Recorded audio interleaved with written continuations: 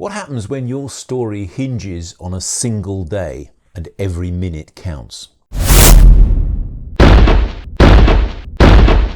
In this final episode of my Aeon Timeline character cards mini-series, I will show you how I use flashbacks, minute-level precision, linked events and locations to build out a tightly structured day in my novel's timeline. If you're just joining me now, welcome. You will find links in the description to the earlier episodes along with chapter markers for this video so you can skip to what interests you most. This mini-series is part of a longer collection about how I am using Aeon Timeline 3 to map the zero draft of my sci-fi novel Loose in New London, set in the year 2500. And now, like a real YouTuber, I will say, without further ado, let's get into it! Having made a bit of a fool of myself in the previous episode over backstory, I am going to try to save some face by showing you how to add flashback to an event.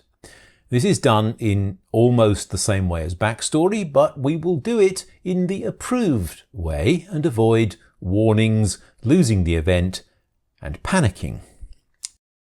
Just as with backstory, this demo timeline doesn't have flashback as an optional alternative for event.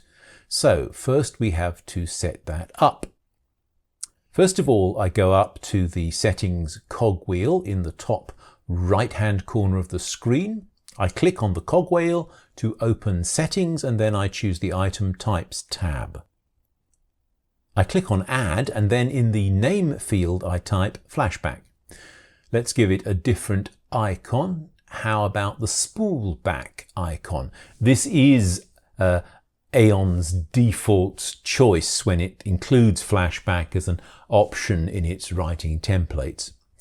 You can choose any icon from all of these options, anything that seems appropriate to you, of course.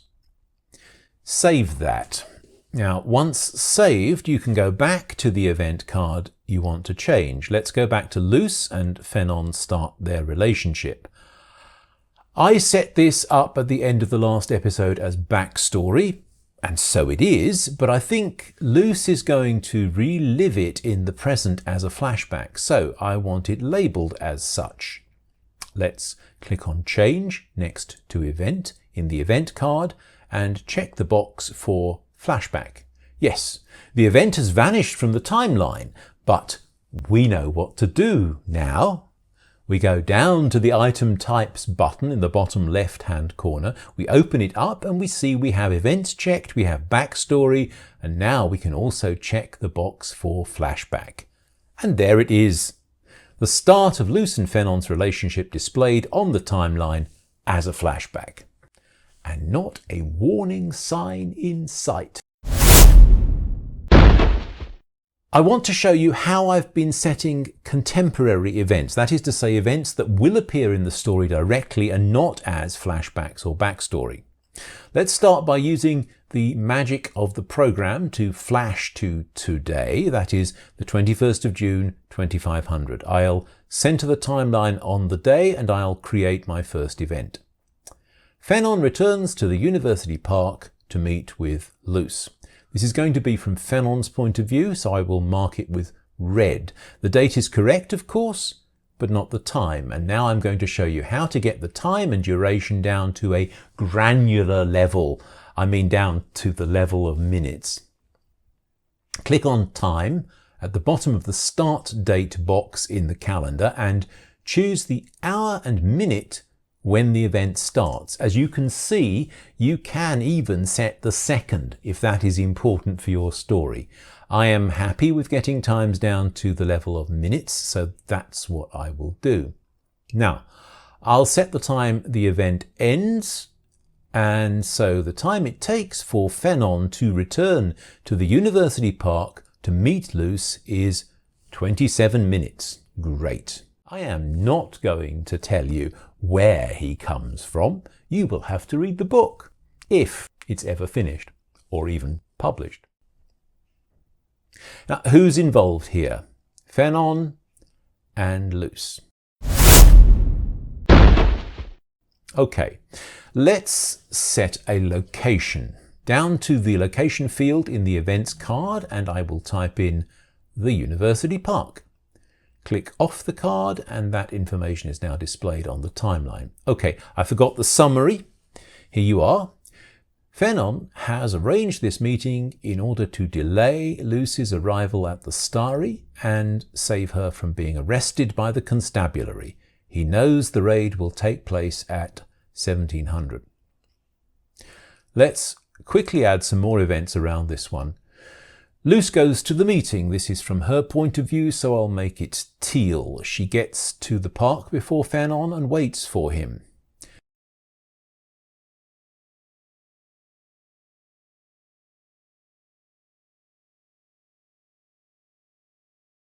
Then another event. Now, late for her meeting at the Starry, Luce hurries away down through the old town.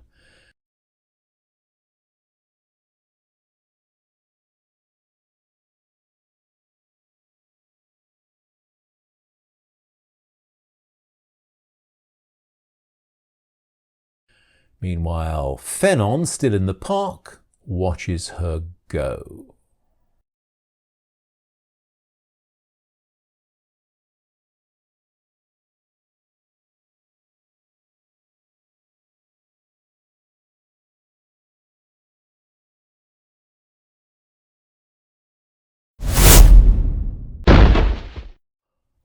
Last thing, I want to share a glimpse of my full zero draft timeline. The timeline I've been using in this video is a demo in order to simplify things for your benefit and for mine, but this is what my timeline for the day of my novel in progress actually looks like.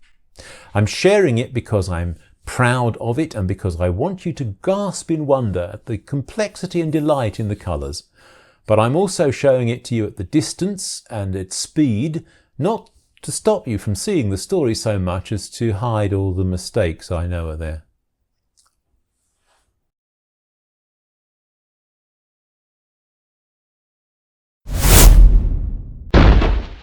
And that wraps up episode 4 and the series. In this episode, we have looked at how to create flashbacks, how to use precise timestamps to link events to assign locations and build out a single day's timeline. I even gave you a glimpse of my actual zero draft timeline, chaos, colours and all the rest. There is much more to Aeon Timeline 3, of course, but I think I've covered enough for now. Future videos will explore more, I've no doubt. As for me, my next novel, or the next version of this one, will be better structured, thanks to what I've learned through drafting and through making these videos. Here's my advice. One of the best ways to learn a tool like Aeon is to explain it to someone else. So maybe make your own how-to. If you found this series helpful, I'd love a thumbs up and maybe a subscription if you haven't already. There should be somewhere here links nearby to revisit earlier episodes or check out whatever YouTube thinks you ought to watch next. Or maybe, just maybe, it's time to close the app and get back to your own writing. Till next time, cheerio!